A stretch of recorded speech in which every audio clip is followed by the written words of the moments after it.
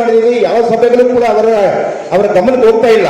ಅವ್ರ ಒಂದೇ ಉದ್ದೇಶ ಏನಾದರೂ ಮಾಡಿ ತಲುಪಿಸಬಾರ್ದು, ಸುಮ್ಮನೆ ತುಟಿಗೆ ತುಪ್ಪ ಸಾರ್ತಕ್ಕಂಥ ಕೆಲಸ ಸರ್ಕಾರ ಮಾಡ್ತಾ ಇದೆ.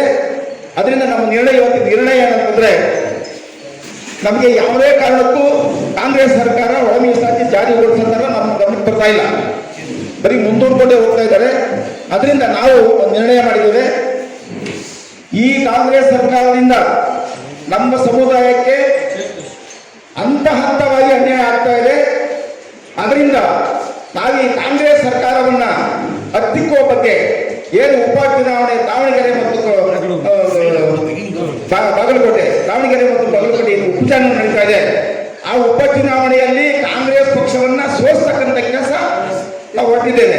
ಕಾರಣಕ್ಕೆ ಕಾಂಗ್ರೆಸ್ ಪಕ್ಷಕ್ಕೆ ಮತ ಹಾಕಬಾರ್ದು ಅಂತಕ್ಕಂಥ ನಿರ್ಣಯ ತಗೊಂಡಿದ್ದೀವಿ. ಆ ರೀತಿ ನಾವು ಹೋಗಿ ಕೆಲಸ ಮಾಡ್ತೀವಿ ಅಂತ ಹೇಳ್ಬಿಟ್ಟು ತಮ್ಮ ಗಮನ ತರ್ತಾ ಇದ್ದೀವಿ.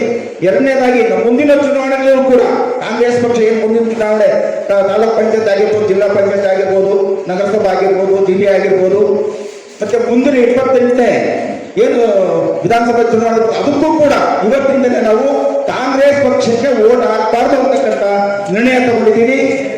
ಈಗ ಕರ್ನಾಟಕ ರಾಜ್ಯದಲ್ಲಿ ಏನು ಕಾನೂನು ಸುವ್ಯವಸ್ಥೆ ತುಂಬಾ ಹದಗೆಟ್ಟಿದೆ ಅಂದ್ರೆ ತುಂಬಾ ಕೆಟ್ಟೋಗಿದೆ. ಅದರಿಂದ ನಾವು ಈ ಕಾಂಗ್ರೆಸ್ ಪಕ್ಷವನ್ನು ಹೊರತುಪಡಿಸಿ ರಾಜ್ಯಪಾಲರಿಗೆ ರಾಷ್ಟ್ರಪತಿ ಆಳ್ವಿಕೆ ಹೇಳೋದಕ್ಕೋಸ್ಕರ ನೀವು ಕ್ರಮ ಕೈಗೊಳ್ಳಬೇಕಂತ ನಮ್ಮ ಆತ್ಮೀಯ ಮುಖಂಡರಾದಂಥ ಯಮಮೂರ್ತಿಯವರು ಮನವಿ ಸಲ್ಲಿಸಲಿಕ್ಕೆ ಸುದ್ದಾಗಿದ್ದಾರೆ. ಅನ್ಕೊಂಡಿದ್ದೀವಿ ಅಂದ್ರೆ ಇವತ್ತು ಮುಖ್ಯಮಂತ್ರಿಗಳು ವಿಶೇಷ ಸಂಪುಟ ಸಭೆಯನ್ನು ಕರೆದು ಇವತ್ತು ನಾವು ಅಂಗೀಕಾರ ಮಾಡ್ತೀವಿ, ಒಳ ಮೀಸಲಾತಿ ಜಾರಿ ಮಾಡ್ತೀವಿ ಅಂತ ಆಶ್ವಾಸನೆ ಕೊಟ್ಟಿದ್ರು. ಈ ಒಂದು ವಿಚಾರದಲ್ಲಿ ನಿನ್ನೆ ಏನು ಹೇಳಿದಾರೆ ಅಂದ್ರೆ 9ನೇ ತಾರೀಕು ನಂತರ ನಾವು ಮಾಡ್ತೀವಿ. ಇವತ್ತು ನಮಗೆ ಕೋಡ್ ಆಫ್ ಕಂಡಕ್ಟ್ ಇದೆ, ನೀತಿ ಸಂಹಿತೆ ಜಾರಿ ಇರೋದ್ರಿಂದ ನಾವು ಮಾಡೋಕ್ಕಾಗಲ್ಲ ಅಂತ ಹೇಳಿದ್ರು. ಈಗಾಗಲೇ ಮಾನ್ಯ ಮುಖ್ಯಮಂತ್ರಿಗಳೇ ನಾನೊಂದು ಮನವಿ ಮಾಡ್ತಾ ಇದ್ದೀನಿ. ಮಾನ್ಯ ಮುಖ್ಯಮಂತ್ರಿಗಳೇ, ಕೋಡ್ ಆಫ್ ಕಂಡಕ್ಟ್ ಇರುವಂತಹ ಸಂದರ್ಭದಲ್ಲಿ ನೀವು ವಿಶೇಷ ಸಭೆಯನ್ನು ಯಾಕೆ ಕರೆದಿದ್ದು ಮೊದಲನೇ ಕ್ವಶನ್ಸ್ ನಮ್ದು.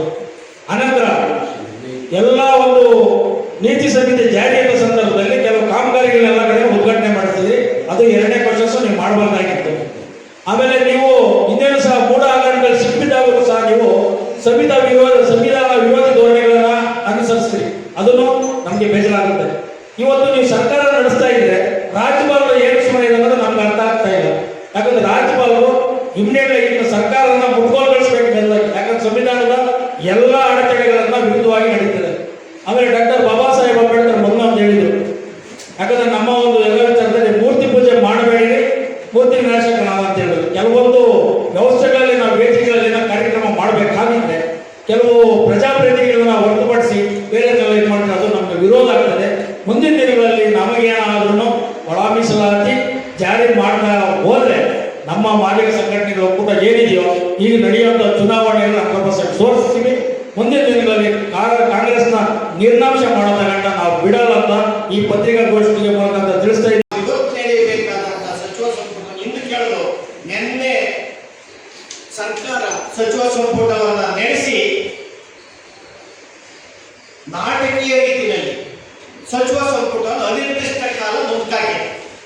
ಒಳ ಮೀಸಲಾತಿ ಬಗ್ಗೆ ಚರ್ಚೆಯ ವಿಶೇಷ ಸಚಿವ ಸಂಪುಟ ಕರ್ನಾಟಕ ಸರ್ಕಾರ ನಡೆಸುವಂತ ಸಚಿವ ಸಂಪುಟ ಹುಡುಗಾಟಿಕೆ ಚೀಟು ಮೋಸಗಾರಿಕೆ ತಂತ್ರಗಾರಿಕೆ ಷಡ್ಯಂತ್ರದ ಸಚಿವ ಸಂಪುಟ ಆಗಿದೆ. ಪರಿಶಿಷ್ಟ ಜಾತಿಯವರನ್ನ ಅದರಲ್ಲೂ ಮಾದಿಗ ಮತ್ತು ಮಾದಿಗ ಸಂಬಂಧಿತ ಜಾತಿಗಳನ್ನ ವೋಟ್ ಬ್ಯಾಂಕ್ ಆಗಿ ಇಟ್ಟುಕೊಂಡಂತ ಸಿದ್ದರಾಮಯ್ಯನವರು ಮತ್ತು ಕಾಂಗ್ರೆಸ್ ಸರ್ಕಾರ ಇವತ್ತು ಕೂಡ ಅವರ ಮತದ ಬ್ಯಾಂಕ್ಗೆ ಕನ್ನ ಹಾಕೋದ್ರ ಮೂಲಕ, ಅವರ ಹಣಕ್ಕೆ ಕನ್ನ ಹಾಕೋದ್ರ ಮೂಲಕ ಮೋಸವನ್ನ ವಂಚನೆಯನ್ನ ಮಾಡ್ಕೊಂಡು ಬಂದಿದೆ.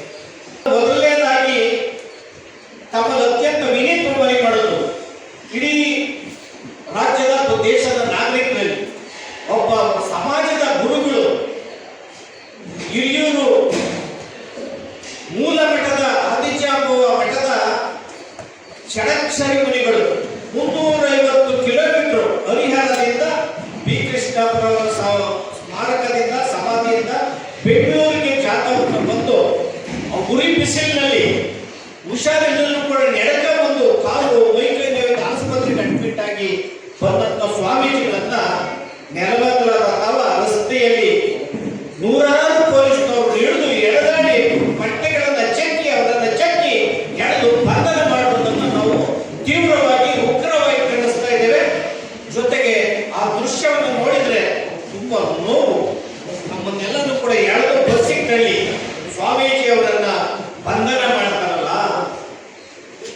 ಅವರು ಈ ಜನದ ನೋವನ್ನ ಉಳಿಸೋದಕ್ಕೋಸ್ಕರ, ಈ ಜನದ ಕಣ್ಣೀರು ಒರೆಸೋದಕ್ಕೋಸ್ಕರ ಅವರು ನಡೆದು ಬಂದ್ರೆ ಇಡೀ ಸಂವಿಧಾನಕ್ಕೆ ಅಪಚಾರವನ್ನ ಮಾಡಿ ಪ್ರಜಾಪ್ರಭುತ್ವ ಅಭಿವ್ಯಕ್ತಿ ಸ್ವಾತಂತ್ರ್ಯ ಹರಣವನ್ನ ಮಾಡಿ ಸ್ವಾಮೀಜಿಯವರು ಬಂಧನ ಮಾಡಿದ್ದೀರಿ. ನೀವು ಬೇರೆ ಸ್ವಾಮೀಜಿಯವರನ್ನ, ಲಿಂಗಾಯತ ಸ್ವಾಮೀಜಿಗಳು ಅಥವಾ ಒಕ್ಕಲಿಗ ಸಮಾಜದ ಸ್ವಾಮೀಜಿಗಳಿಗೆ ಬಂಧನ ಮಾಡಿದ್ದೀರಿ.